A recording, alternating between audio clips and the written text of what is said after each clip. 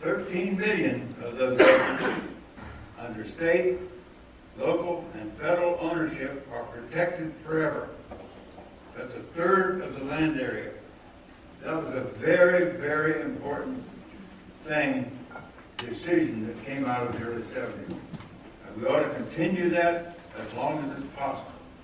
To save our rivers, save our beaches, environmentally endangered land, and so on. Recreational land, greenways, and so on. Let me add to that, Earl. Charlie Power, I think you probably knew Norman Williams, and he would point out, Norman Williams was a planner, lawyer, did a lot of work in Vermont, for instance. But he would point out that the strongest tool in implementing planning is to purchase the land. You have other things like regulations and capital improvements program, but Norman was pointing out that is the strongest tool in terms of implementing any plan, that we're talking about local or state plan or whatever. Okay. We also learned that you have to mandate planning. Folks just don't do it unless they have to. It has to be mandated by the governmental entity that has the most responsibility and pervasive responsibility and authority. State and regional oversight. Well, this thing works quickly. Without state and regional oversight, local planning will not succeed. We went through about 350 years of development in the state with no oversight from the state level, because the state was not interested in that at all. And much of what you see in Florida today resulted from those years and years of permissive planning or no planning at all. Sanctions, very important. If the state or the regional government, regional agencies have sanctions to impose upon local governments, they will act pretty good. We need a good traffic cop. The plan is law. In Florida, the plan is law. Every adopted comprehensive plan in this state is law, as well as the land development regulations which flow from it. That is the law of your town, the law of your county.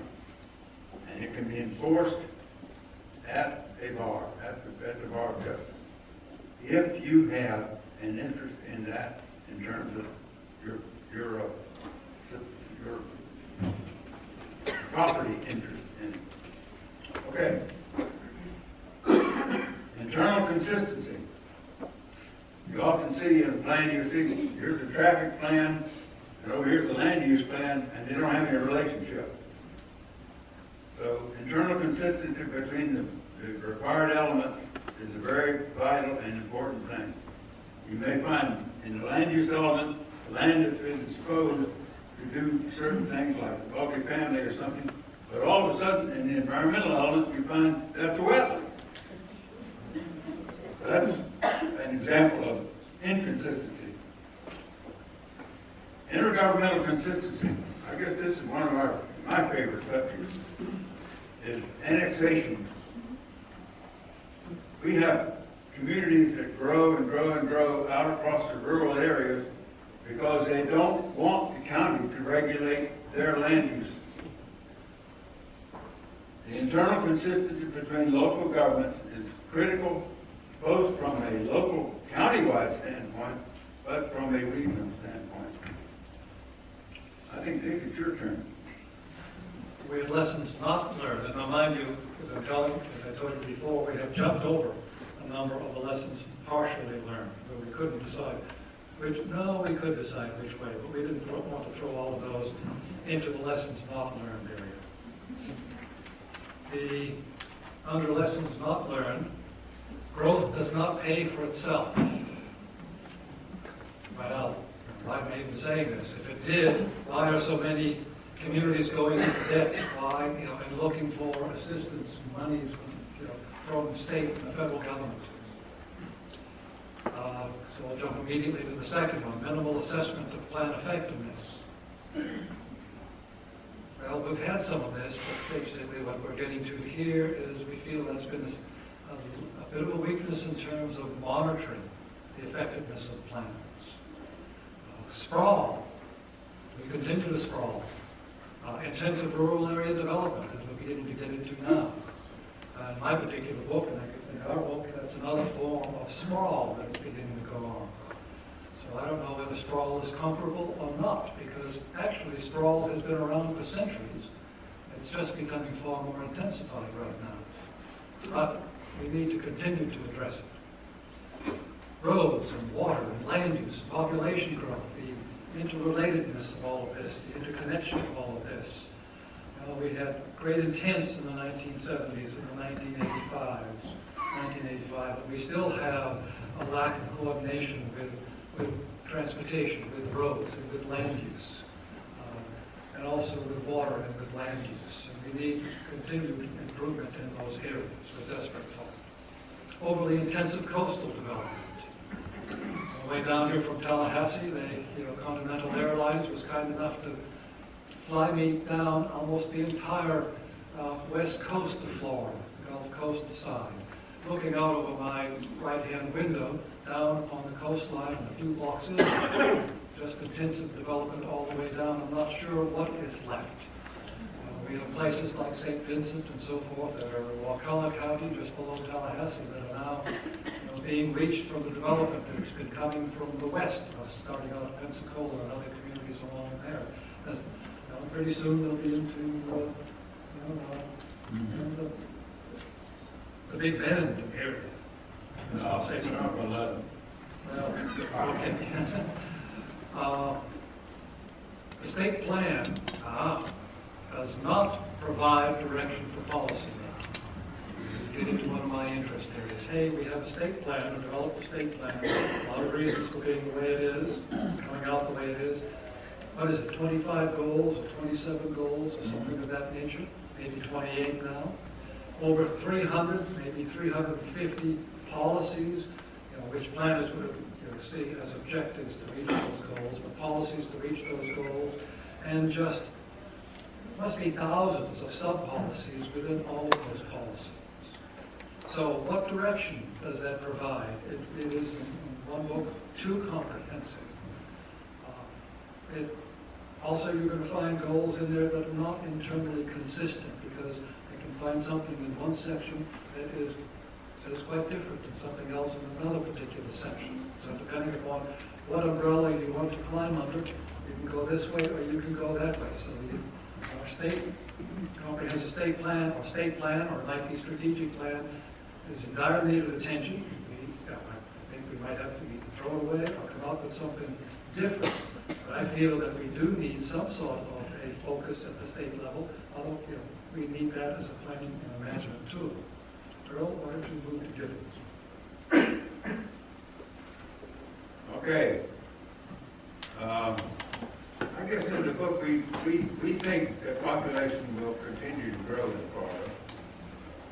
It has continued to grow regardless of the ups and downs through the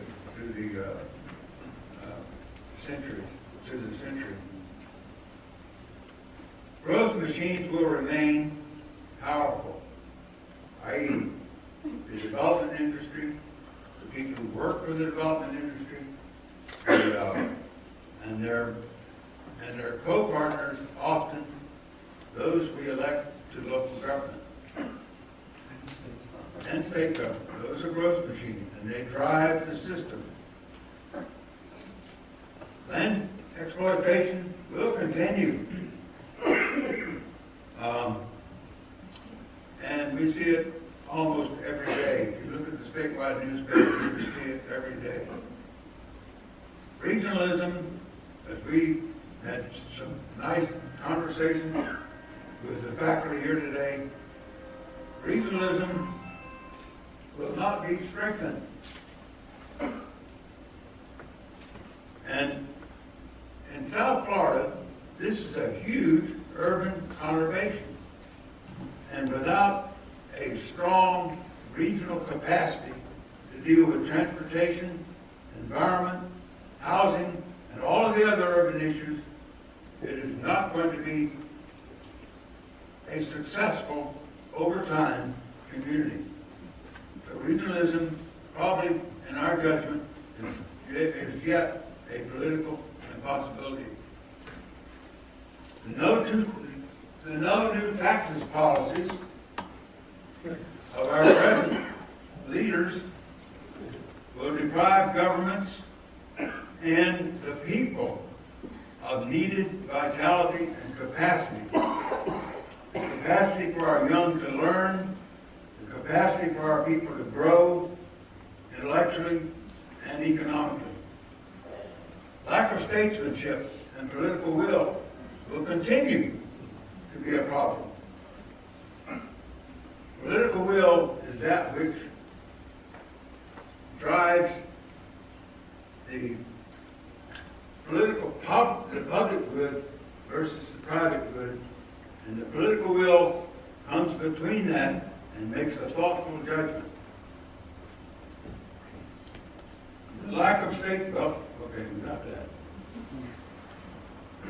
Global warming. Florida is not a very mountainous state. So we need to take a real long look at global warming and what it might do to our very low coastal area. Okay, concluding thought.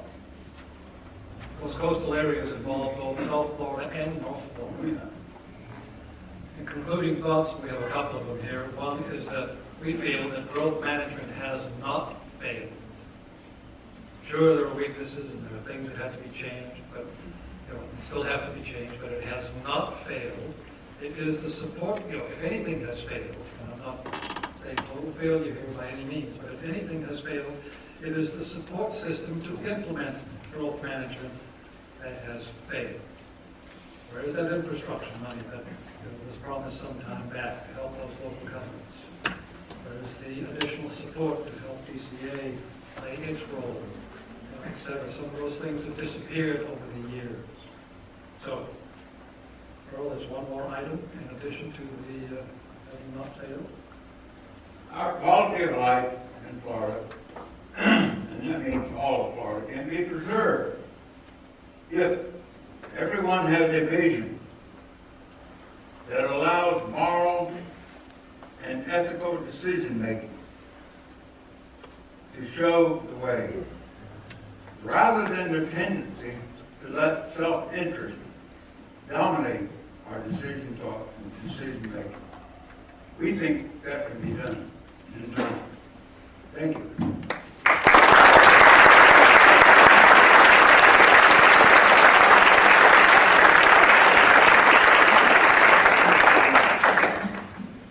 We were thrilled to have the opportunity to hear from both the authors and to ask them to make the summary.